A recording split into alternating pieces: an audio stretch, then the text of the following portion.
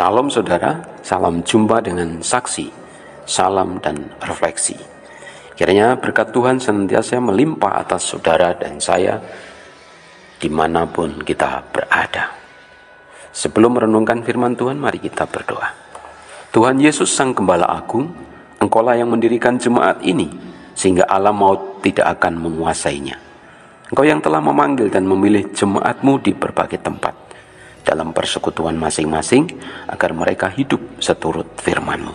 Kami akan belajar firman-Mu, kiranya Roh Kudus menerangi hati kami untuk memahaminya dan menjadikan kami jemaat yang hidup menurut kehendak-Mu.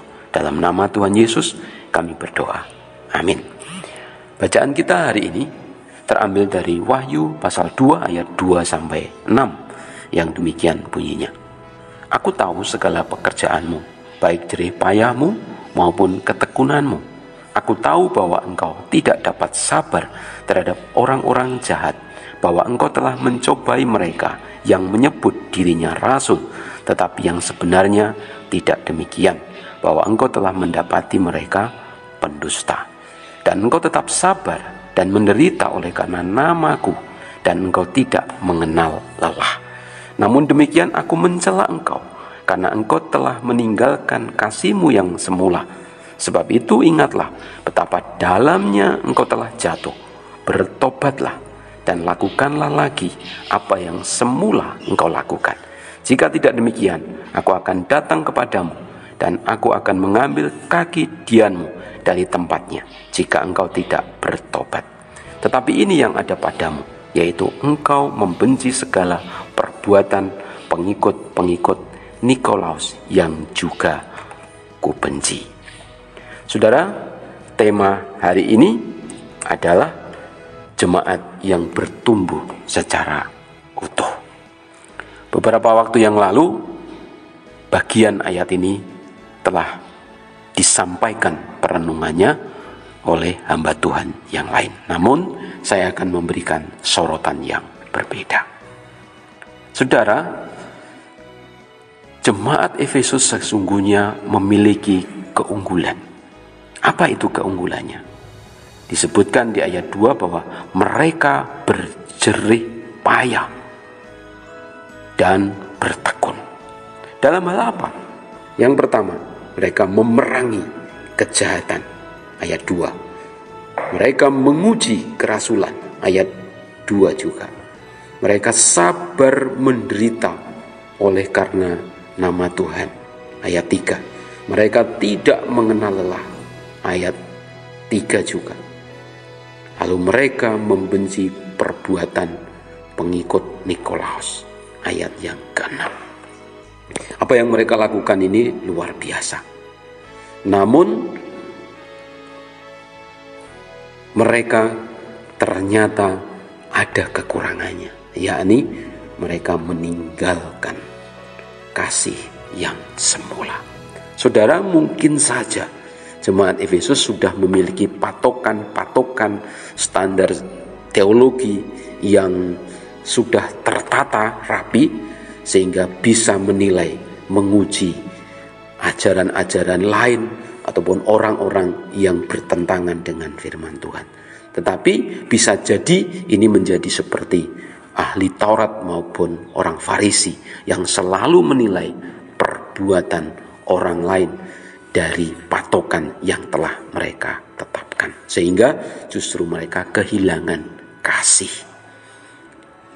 Padahal Tuhan Yesus sendiri ketika melayani sangat mengutamakan kasih.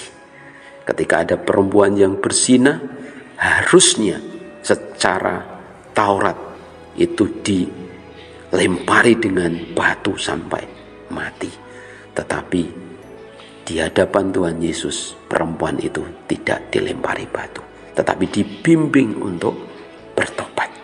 Ketika Petrus telah menyangkal Tuhan Yesus, Petrus pun tidak dihakimi oleh Tuhan Yesus, tetapi Petrus ditarik kembali oleh Yesus dengan kasih-Nya. Itulah yang dilakukan oleh Tuhan Yesus, teladan dari Tuhan Yesus. Dan jemaat Efesus, karena patokan-patokan yang sudah ditetapkan, bisa jadi mereka melakukannya seperti halnya orang Farisi maupun ahli Taurat, sehingga mereka kehilangan kasih yang semula. Bahkan itu dikatakan sebagai sebuah kejatuhan yang cukup dalam, dan mereka harus kembali. Mereka harus melakukan lagi apa yang mereka lakukan semula, yaitu kasih yang mula-mula. Seperti halnya sebenarnya jemaat Efesus memiliki kasih yang mula-mula secara luar biasa, seperti apa yang pernah disampaikan oleh Rasul Paulus dalam suratnya kepada jemaat Efesus. Karena itu, setelah aku mendengar tentang imanmu dalam Tuhan Yesus dan tentang kasihmu terhadap semua orang kudus. Artinya Rasul Paulus tahu bagaimana iman orang-orang Efesus kepada Tuhan, kasih kepada Tuhan dan kasih kepada sesama. Efesus pasal yang pertama ayat yang ke-15. Nah, saudara yang dikasihi Tuhan, pelajaran apa yang kita ambil dari sini? Bahwa melayani Tuhan harus seimbang. Melayani Tuhan harus secara utuh. Tidak boleh hanya memegang aturan-aturan lalu kita meninggalkan kasih. Ketika ada jemaat yang melanggar, tidak bisa hanya didisiplin secara kaku sesuai dengan aturan, tetapi harus dilakukan dengan kasih supaya mereka bisa kembali bertobat dan melayani Tuhan dan percaya kepada Tuhan. Itulah yang dilakukan oleh Tuhan Yesus. Dan mari kita belajar untuk melakukan pelayanan yang utuh dalam kehidupan berjemaat. Tuhan memberkati. Mari kita berdoa.